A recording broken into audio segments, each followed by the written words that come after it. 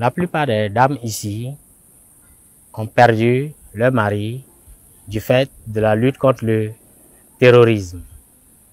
Voilà. Et après le rappel à Dieu de leur époux, elles vivaient dans des conditions quelque peu difficiles.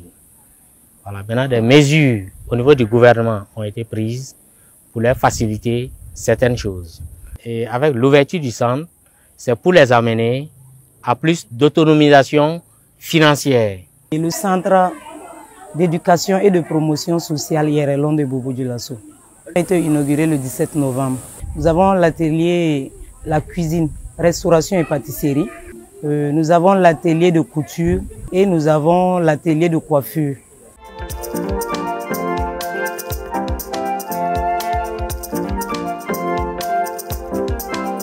La formation que nous sommes en train de faire présentement, ça peut nous aider à entreprendre dans le futur pour bien s'occuper de nos enfants. Voilà. Donc, bon, je remercie le gouvernement, la hiérarchie militaire qui nous a permis de rentrer dans ce camp et puis mener cette activité.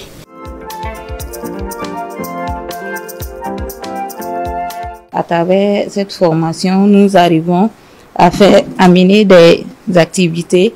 Nos jours de repos, nous ne manquons pas des clientes à la maison pour faire. Donc, en ce pas, nous gagnons des sous pour nos enfants.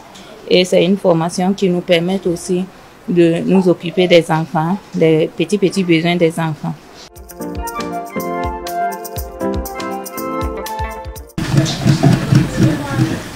Bon, le centre nous rapporte beaucoup de choses. Nous sommes en famille ici. Ça nous aide, on a le moral ensemble, les activités, tout, on fait tout ensemble. Bon, on n'a pas de problème particulier.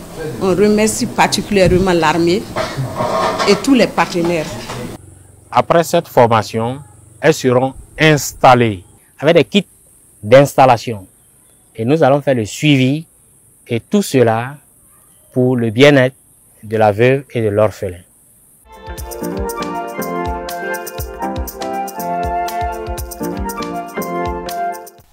Pensionnaires, c'est les veuves, pas seulement les veuves des militaires.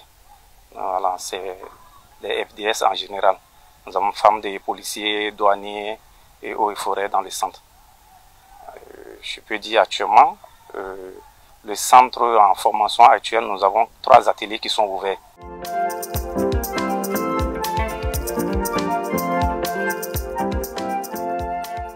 On apprend à faire la cuisine européenne et africaine. On apprend aussi à faire les pâtisseries ou autres. En espérant que à notre sortie, on pourrait exercer ça pour nous venir nous-mêmes en aide, vu qu'on n'a plus d'aide. Comme nos zéros sont tombés de l'autre côté, voilà. En tout cas, on espère sortir d'ici avec un savoir-faire et aller exercer ailleurs.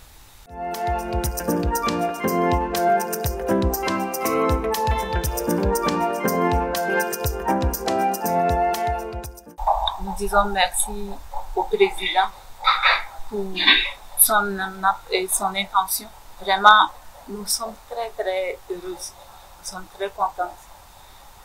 Un grand merci à lui pour tout ce qu'il fait pour nous.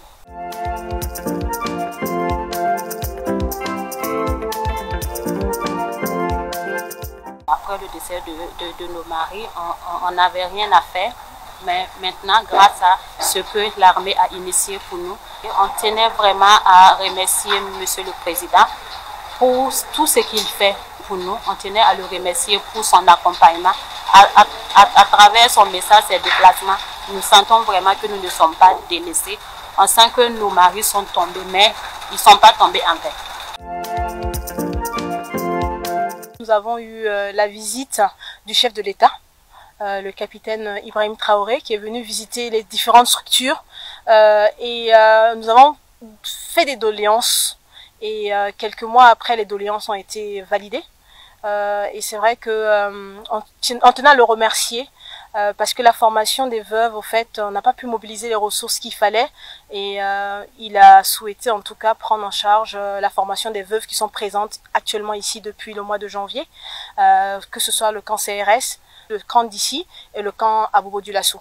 Donc je remercie la hiérarchie militaire, je remercie la présidente du FASO pour cet acte, qui est fort en tout cas, et parce que comme j'ai dit, Gopaga c'est une partition nous civils, qu'est-ce qu'on peut apporter à l'armée, mais on a été confronté à des difficultés et l'armée a su répondre par son premier responsable. Lorsqu'on est engagé et qu'on sait qu'à l'arrière on prend soin s'il y a une situation, on se donne à fond. Nous avons senti l'implication de la présidence. Depuis qu'on nous a ajouté les blessés en opération, c'est la présidence qui nous a mis en contact avec FAFPA pour former les gens, pour prendre des projets, pour former les blessés, pour tenter de les réinsérer. Et puis il ne se passe pas 3 semaines sans que la présidence, à travers les éléments liés à ce domaine-là, nous appelle pour demander comment ça se va. Ne serait-ce que ça même, déjà, c'est déjà bon.